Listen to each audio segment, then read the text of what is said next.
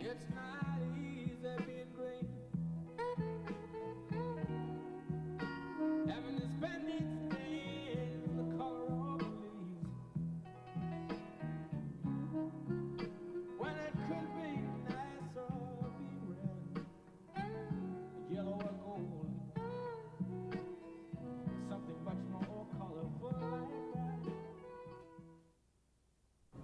Hello and welcome to GreenTV, sponsored by the St. Joseph Valley Green Party. I'm Christine Fiordalis, chairperson of the Sierra Club's Michiana group, and it's my pleasure to introduce this program. When you sat down and turned on the lights, adjusted the air conditioning, turned on your television just now, did you stop to think where that electricity came from? Almost 50% of the electricity in the United States comes from coal-fired power plants, but most of us have no idea how that coal is mined and what that mining is costing our country, environmentally, economically, and emotionally. A large portion of the coal comes from Appalachia and is mined by mountaintop removal strip mining. As you'll learn in the following documentary, mountaintop removal means just that, literally blasting off the tops of the Appalachian Mountains to mine the thin seams of coal underneath. It is an intensely destructive and heartbreaking process. When David Cooper, a Sierra Club member and activist from Kentucky, first learned the facts you'll hear now, he literally quit his job and went on the road to bring this information to the rest of us. Dave and other activists in Appalachia have also organized Mountain Justice Summer, a call to action and a plea for help from the people of Appalachia. The Sierra Club is supporting this effort, as well as many other issues both nationally and regionally. We're particularly interested in promoting renewable clean energy, which in the end will eliminate the need for coal as well as gas and petroleum. Please join us and add your voice and energy to this effort to preserve and defend our country. Have paper and pencil handy to copy down the telephone numbers and websites at the end of this program. And again, thank you for watching GreenTV, a voice of reason and intelligence for citizens like you and me.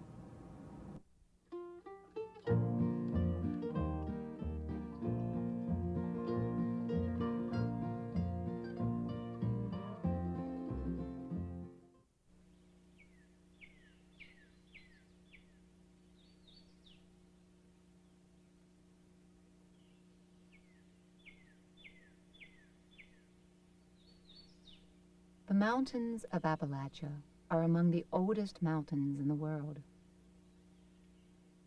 Stretching from Alabama to Maine and on into Canada, the Appalachian Mountains hold some of the most productive hardwood forests in the world. The Central Appalachian Forest, known as the Mixed Mesophytic Forest, is the world's most biologically diverse temperate hardwood forest. It is a land of steep and rugged terrain.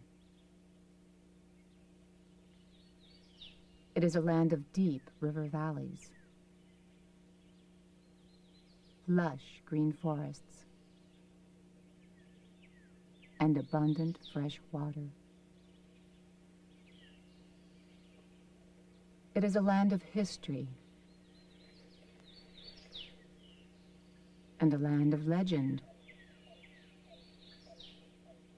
It is a land of plenty, and it is a land of hardship.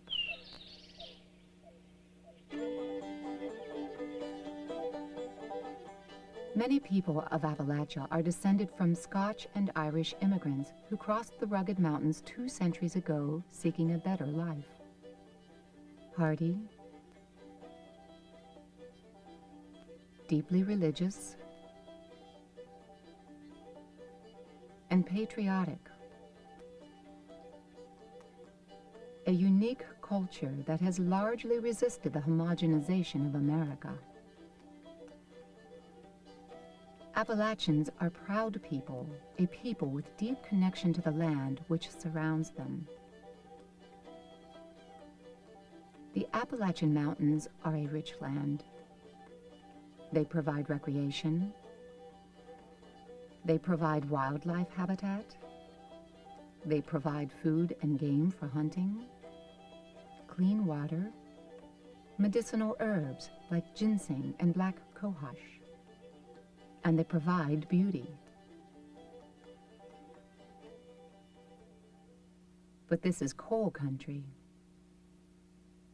The mountains of Virginia, West Virginia, and eastern Kentucky hold billions of tons of coal.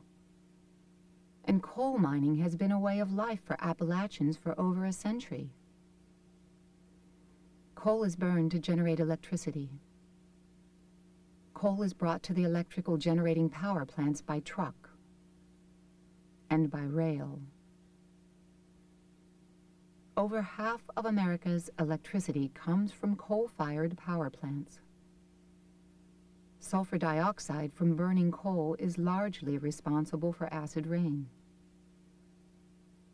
Today, traditional underground coal mining is being replaced by a new form of mining, mountaintop removal.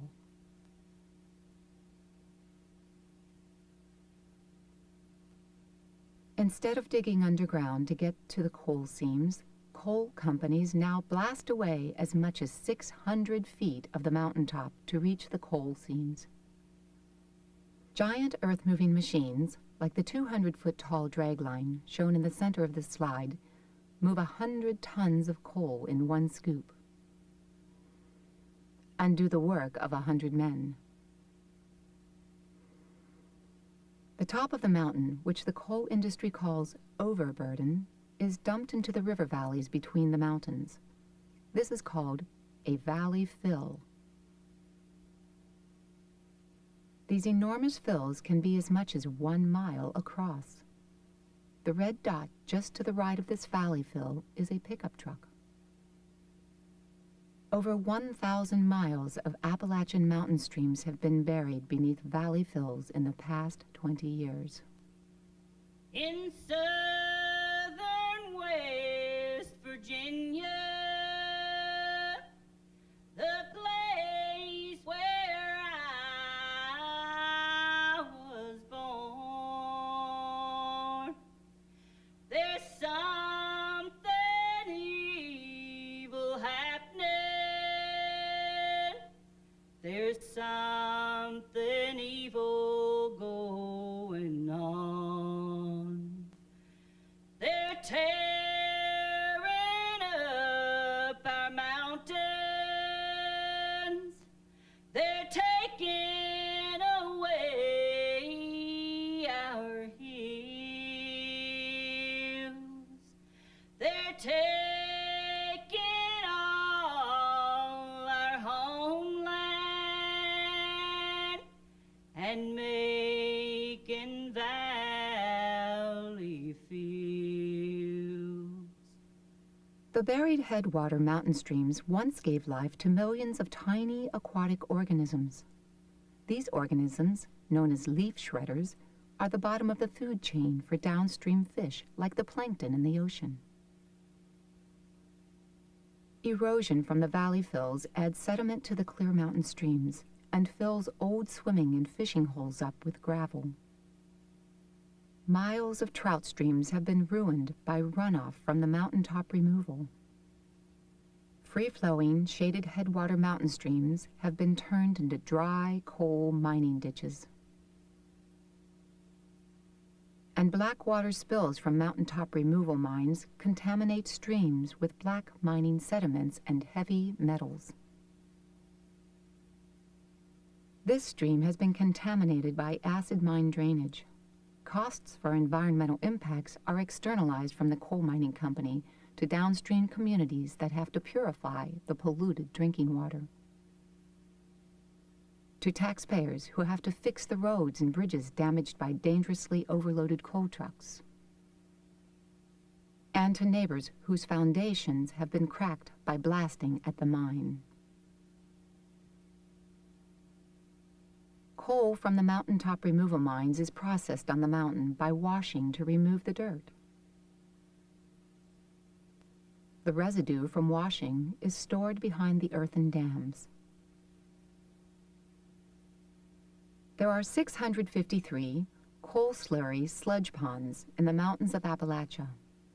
Many are 30 to 50 acres in size, 100 feet deep, and contain billions of gallons of black sludge.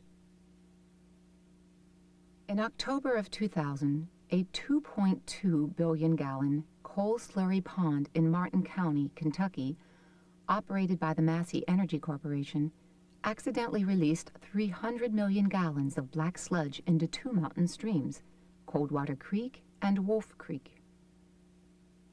The spill was over 20 times the size of the Exxon Valdez oil spill. Fish, turtles, and other stream life were buried under 8 feet of sludge. Drinking water supplies were contaminated 80 miles downriver. The EPA called the spill the worst environmental disaster ever in the southeastern United States. The coal company called it an act of God.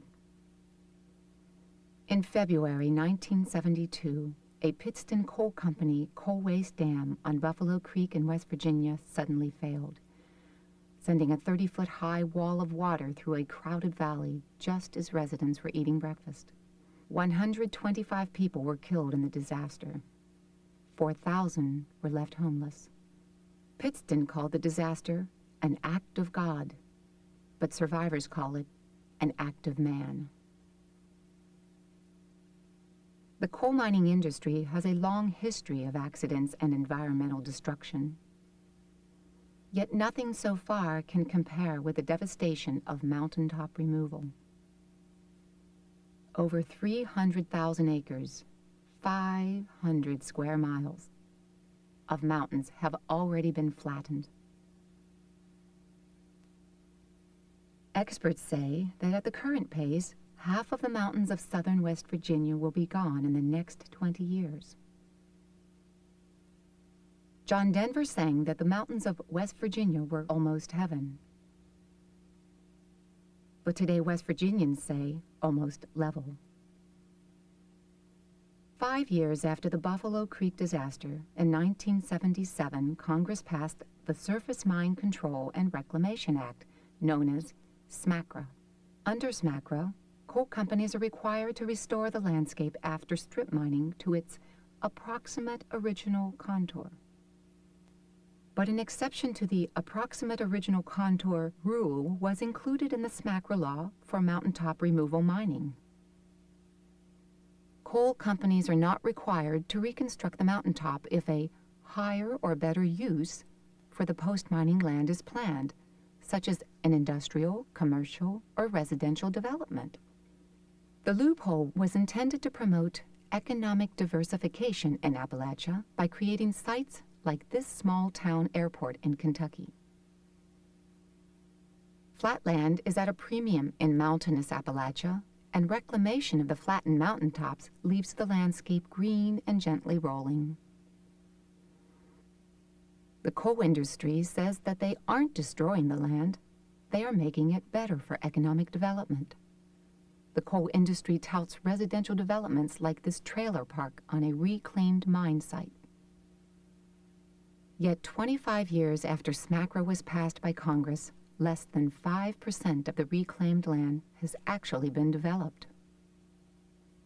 In the Coal River area of West Virginia, where 95,000 acres of mountains have been flattened, there is currently enough reclaimed mountain land to last 3,000 years at the present rate of development. In 1977, Congress estimated the cost of rehabilitating ravaged mining lands at $10 billion. Congress cataloged 34,500 miles of high wall mines and 3,000 miles of landslides. Over the past 20 years, only half of the 2 million acres disturbed by surface mining has been reclaimed to even minimum standards, while billions of dollars of available abandoned mine land funds sit tied up in the federal budget. These funds were meant to put Appalachians to work reclaiming the land. The reclaimed land looks green, but the topsoil is gone. The vegetation is lesbedeza, an imported weed from China that is inedible for wildlife or livestock. Trees cannot grow in the rocky debris left over when reclamation is finished.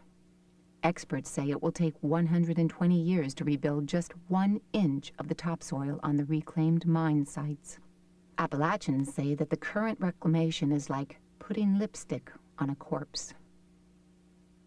Hardwood forests that were once among the most productive in the world have vanished forever. The logging industry has already lost 300,000 productive hardwood forest acres to mountaintop removal. West Virginia Division of Forestry Director Bill Maxey said the land had been turned into a moonscape when he resigned his state job in protest of mountaintop removal. The stability of the post-mining land for construction is questionable. The Big Sandy Federal Penitentiary has been built on a valley fill in eastern Kentucky. Before construction, engineers spent $40 million taxpayer dollars to stabilize the soil. But now the guard towers are leaning, the project is years behind schedule, and at $170 million, it will be the most expensive federal prison ever built. Local residents call the prison Sink Sink. The flattened mountains don't absorb rainfall. In a healthy forest, mosses and leaf litter on the forest floor absorb much of the rainfall like a sponge. Another 30% of the rainfall is soaked up by the tree roots and released to the atmosphere in a process known as evapotranspiration. With mountaintop removal, rainfall runs off the mountain as fast as a Walmart parking lot. In Appalachia, people live in the narrow valleys between mountains, known as hollows. These hollows are often just wide enough for a home, a road, and the stream. When a heavy rain falls on a mountaintop removal valley fill site, flash flooding in the hollows can cause widespread devastation. For example, scientists have determined that at the Hobart 21 mine site in Lincoln County, West Virginia, a valley fill has increased peak rainwater runoff by 42%. In July 2001, 5,000 homes and businesses were destroyed or damaged by flash flooding in the West Virginia coal fields. In May 2002, 4,000 homes and businesses were destroyed or damaged. These flooded homes were located directly below a huge valley fill in Raleigh County, West Virginia. 10 West Virginians lost their lives in the 2001 and 2002 floods. Several communities were nearly wiped out. Since the floods, flooded-out residents have been housed in FEMA trailers at taxpayer expense, while the state government plans to relocate entire communities to barren mountaintop removal sites. Living near mountaintop removal mines means living with a 24-hour, 7-day-a-week schedule of noise, fear of flooding, contaminated drinking water, and dust from blasting. Struggling communities have been further hurt by layoffs at the mines. Mountaintop removal replaces miners with giant machines. In 1960, over 120,000 men worked as coal miners in West Virginia. Today, it's less than 15,000. Although the coal industry claims that the mountaintop removal provides badly needed jobs, many of the towns closest to the mines have nearly become ghost towns. Mornings feel so damn sad these days. Is that the call of the 8:15? Looks like this town is finally gonna die away, leaving nothing but broken promises where there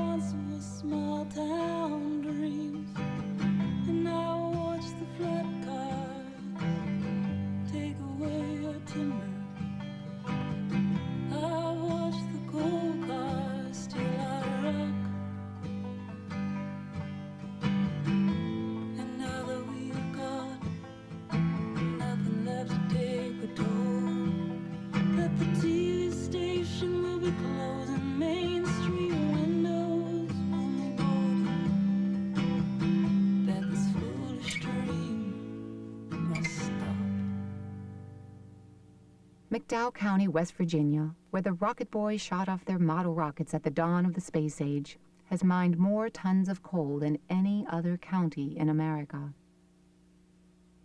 But according to the Children's Defense Fund, it's now the 8th poorest county in America. 18,000 acres of land have been strip mined there, but today 3,325 children live in poverty in McDowell County. Almost 4 decades ago, Kentucky native Harry Cottle wrote, "Coal has always cursed the land in which it lies. When men begin to wrest it from the earth, it leaves a legacy of foul streams, hideous slag heaps, and polluted air. It peoples this transformed land with blind and crippled men and with widows and orphans. It is an extractive industry which takes away all and restores nothing. It mars but never beautifies. It corrupts but never purifies. Mountains don't grow back. 10,000 years from now, Appalachia will still show the scars of what has been done in our lifetimes. But Appalachians are a determined people. They are fighting to preserve their communities. They are fighting to protect their culture and their heritage. They are fighting to stop mountaintop removal. But they can't do it alone. National legislation is needed to curtail reckless and irresponsible mining practices like mountaintop removal. The Clean Water Protection Act, sponsored by Representative Christopher Shays of Connecticut and Representative Frank Pallone of New Jersey, would ban the practice of dumping mining waste into mountain streams and would protect streams across America from being used as waste dumps. Although this legislation is opposed by the mining industry and some politicians who receive their campaign contributions, it may be the last best hope for coalfield residents fighting to protect and preserve their communities. And now I hear they're coming for the mountains. They're back for the last few seams of coal. They tear the mountains down, then they leave our broken town. Oh Lord, I'm so worried for my home, 'cause the green rolling hills of West Virginia are the nearest thing to heaven that I know. Though the times are sad and dreary and I cannot linger here, they'll keep me and never let me go. But someday I'll go back to West Virginia, to those green rolling hills I love so well. Yes, someday I'll go home and I know I'll right the wrongs, and these troubled times will follow me no more. Yes, someday I'll go home and I know I'll right the wrongs. These troubled times will follow me no more.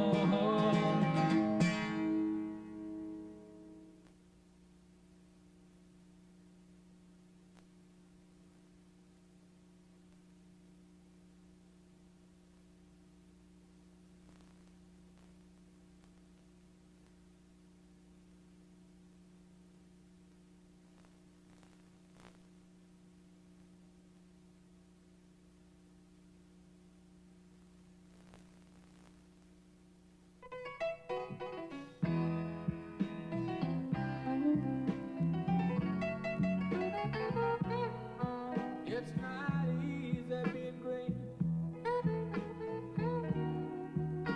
having to spend each day in the color of the leaves, when it could be nicer. If you live in the 2nd Congressional District here in Indiana, write to Congressman Chris Chicola to urge passage of clean water legislation that would stop mountaintop removal coal mining. It's not easy being green. You see the blending with so many ordinary everyday. If you live in the 3rd Congressional District, consider writing to Representative Mark Souder.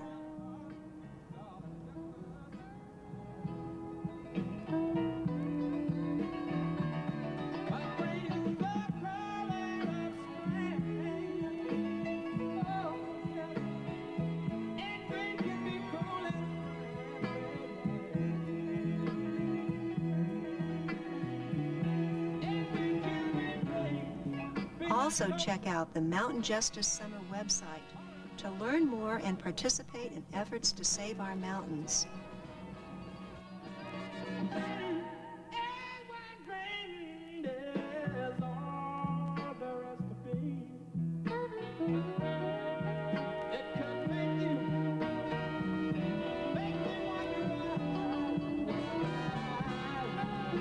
And finally, join the Sierra Club. You can contact us at the Sierra Club website or contact me directly at my home, 574-287-1621. Again, that number is 574-287-1621. I look forward to hearing from you very soon, and thank you again for listening.